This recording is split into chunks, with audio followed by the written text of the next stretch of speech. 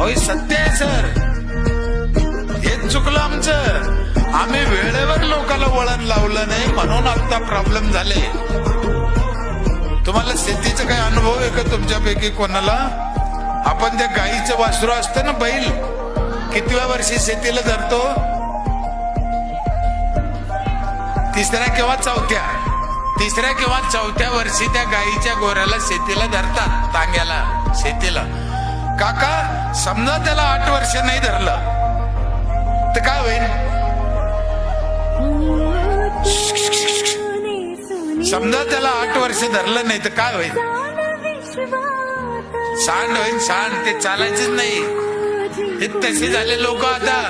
यांना वेळेवर धरलं नाही ना, हे चालतच नाही. चालत तर नाहीच नाही, चालणारा ढुसणे अंधे आता. कळलं?